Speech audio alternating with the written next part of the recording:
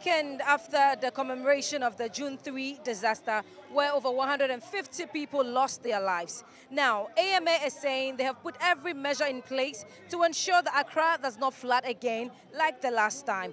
But NADMO is saying that until some technical and some environmental issues are resolved, we will still experience the same flooding, or Accra will continue to flood. Are you satisfied with this report? Because at the end of the day, it could be me, it could be you out there watching me. My colleague Derek Echoes, Sam and David Andor will be joining me now as we discuss into details exactly what happened a year ago. Please stay.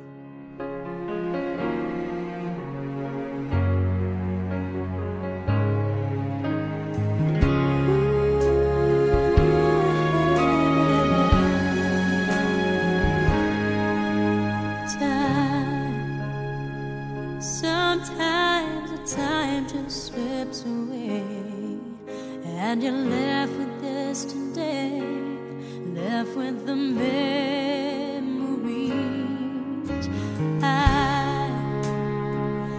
I'll always think of you and smile and be happy for the time I had you with me.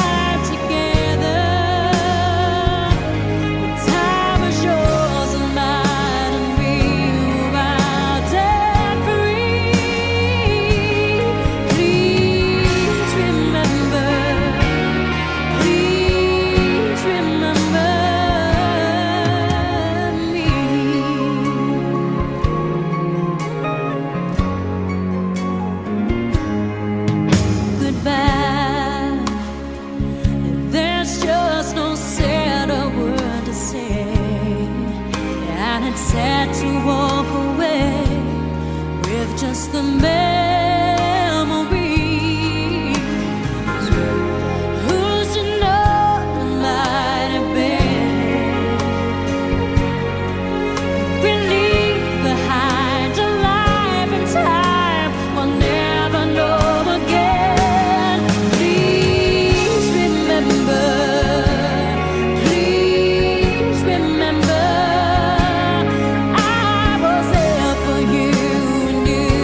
There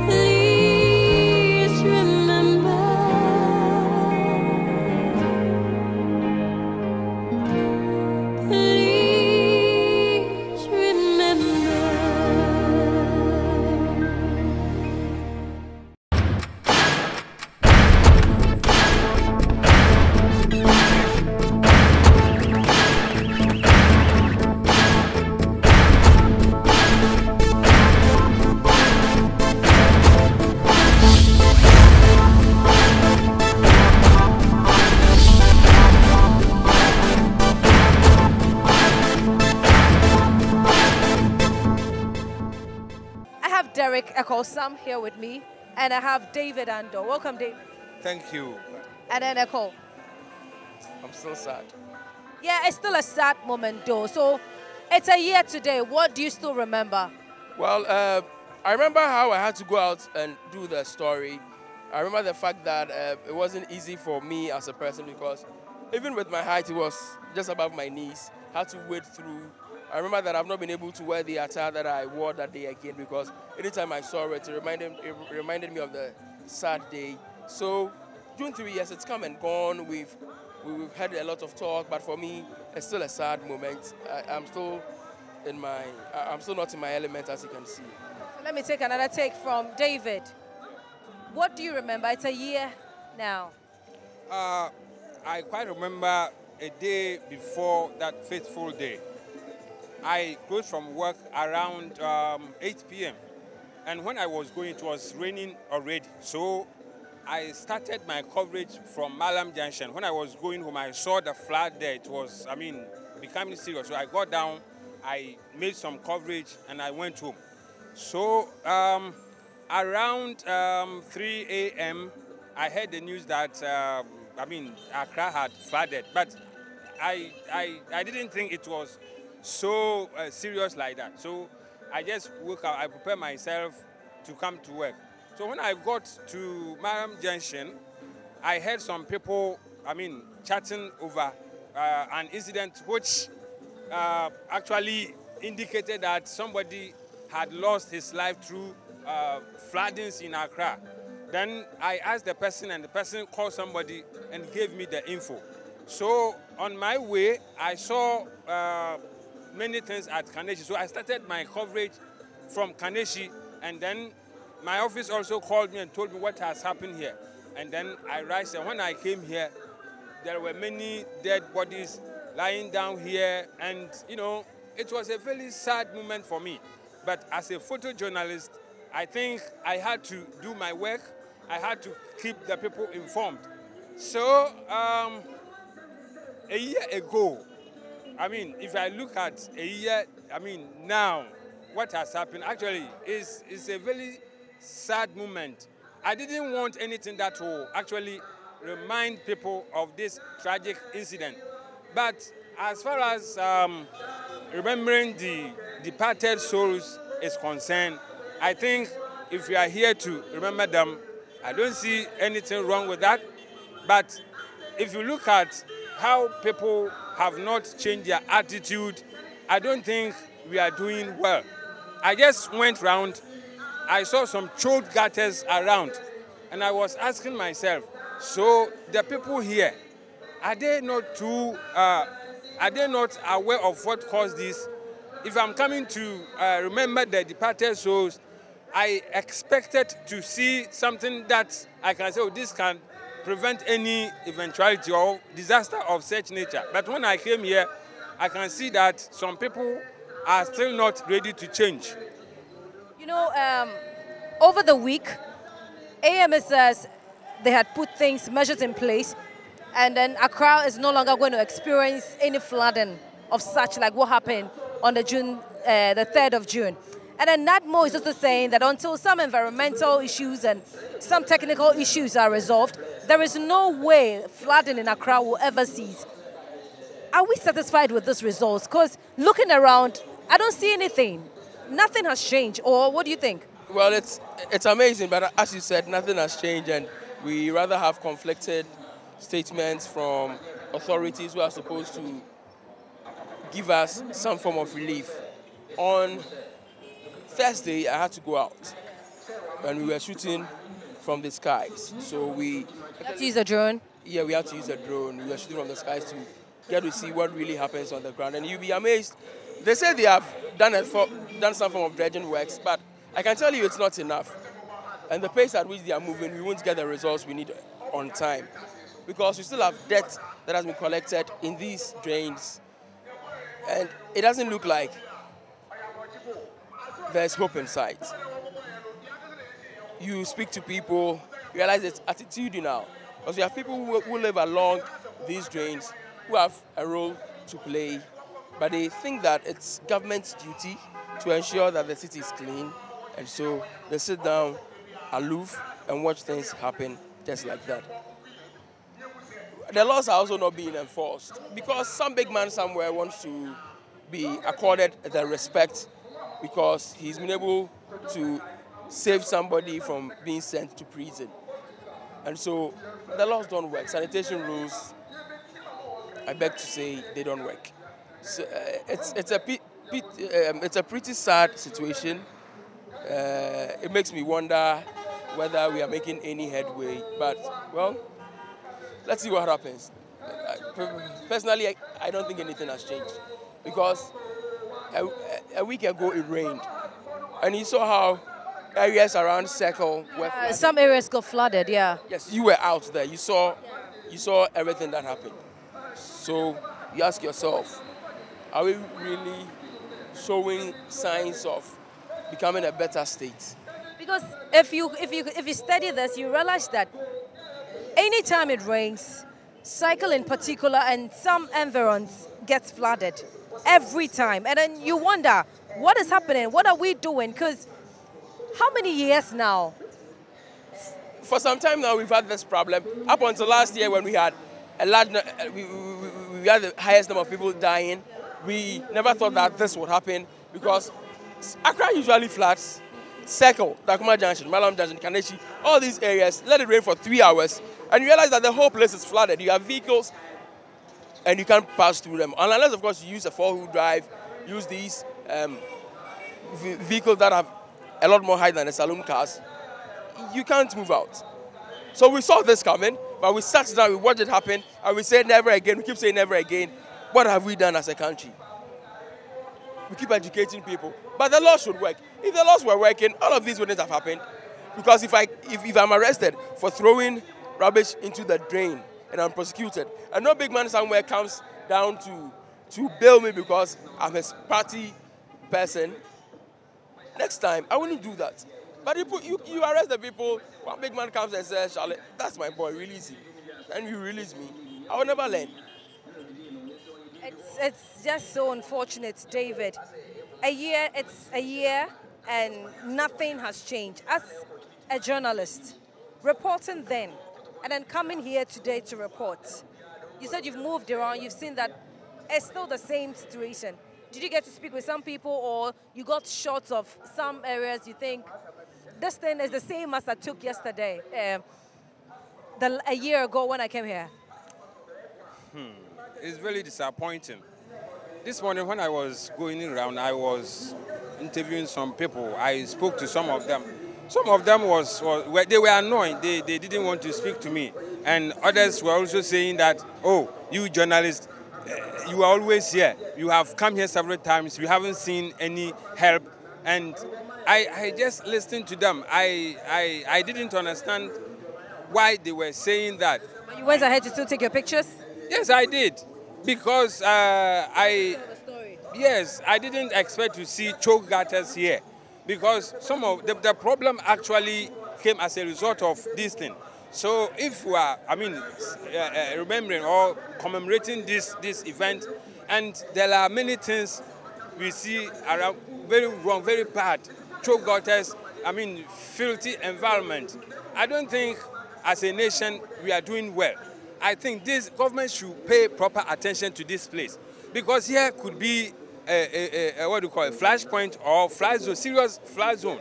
So anytime it rains, even slight, rainfall can cause floods in this community.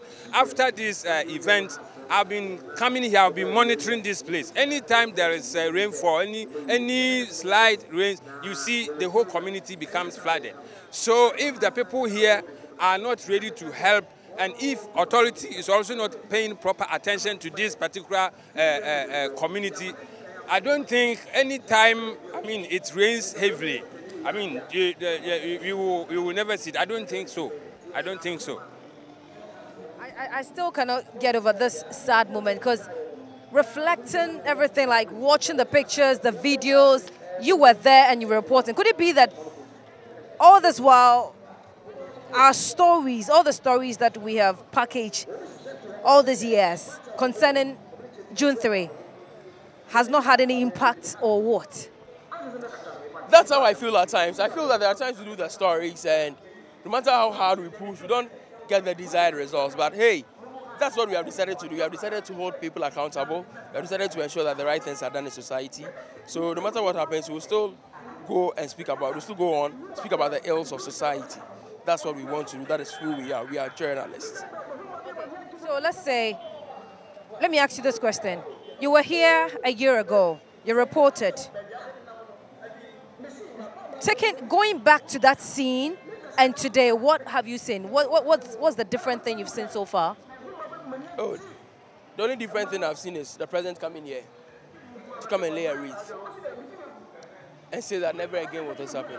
That's the only different thing I've seen. Even the place where the incident happened, it was only cleaned up today. It was only cleaned up for the memorial service. You were here over the week to report. Yes. It was only cleaned up for the service. Even as of the morning of the show or the program, they were still filling potholes at the center of the event. Go through circle, construction work ongoing. Places, the drains are filled. They tell you they've done some form of dredging works. What is the depth of the gutter? I'm being told it's about 20 feet.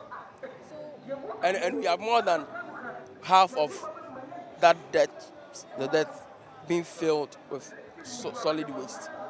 So the liquid waste cannot get access to move out. If at the end of the day, this is what we are seeing, this is what we are hearing, are you satisfied with these results? Because NADMO is saying until some issues are resolved, the flooding would not stop. But AMA is saying we've put everything in place and everything is resolved. There is no way Accra is going to experience this flooding again.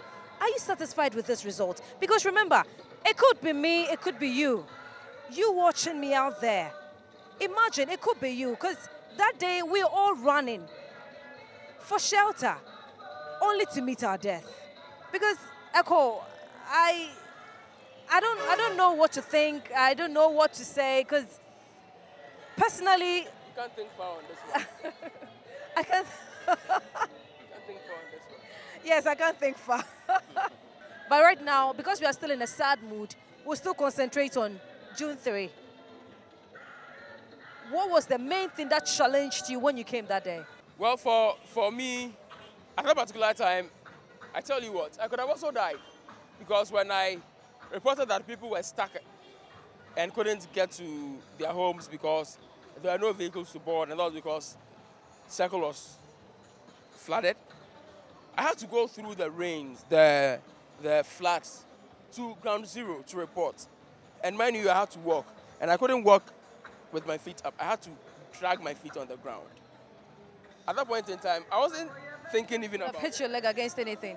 I could have hit my leg against anything, one. And if any wire had mistakenly fallen into the water, you know, that form of reaction, I could have... What was the level? It was a little above my knee. I guess it would be on my waist. It would have been on my waist. I guess so. So, you see, I was walking through and I had one thing in mind, to save lives. That was all I was thinking about. And how are you going to save lives? To report that this side is dangerous, don't go here, use this route, use that route. That's what I did. People were still here? Yes, there are people still around. There are people who couldn't go home because they had no cars to board. So they couldn't go home. And so what I was saying is that if you want to use the main Circle and Strand Road, maybe you should find an alternative route. That's one of the things I remember saying that night. And it was a terrible night. I was drenched in rain. My phones, my gadgets, every other thing I used to work with was soaked in water. Pretty sad moment. But at that point, all I was thinking about was to save lives. Were you thinking about your own life? Was I? I don't remember thinking about myself that day. Okay, describe the scene. So, this is it. It's 9 p.m. and we are done with news, Joy News Prime. But it's still raining. Then I took Amnada as he says, Echo, I need you out there. I need you to tell the story. And I say, I'll go on one condition. Then he says, what's the condition? And I'm like, if you give me tomorrow off, I would go. Atu says, no, I'll give you 2 days off. I'm like, fine, it's a deal. So I call Ankoma, the camera guy, and then we go out. We step out there. First port of call was Abi National, just around Avenon, flooded. The whole place, you could see cars being dragged along like that. That was when I saw some flames up in the sky. Then I realized there was an inferno around here. So I came back. When I got to the overhead bridge, I saw a lot of people there.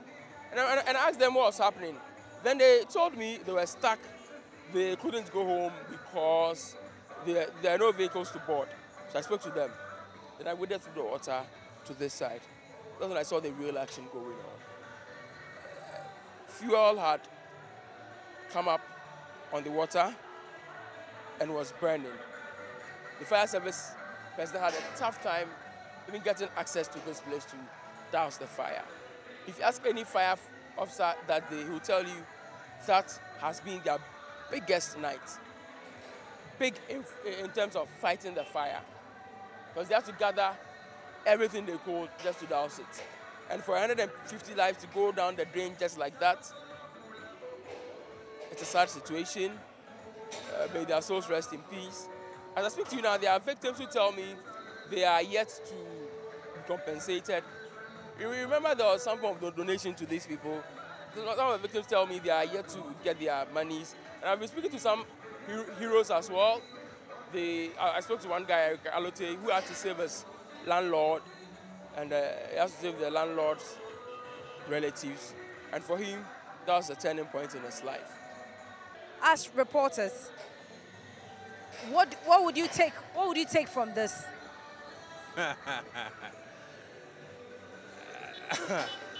I will never take anything apart from discipline, because this problem could be best described as man-made, because it didn't just happen.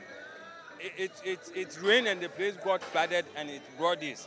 So if we have done our work as people, I think this is quite preventable.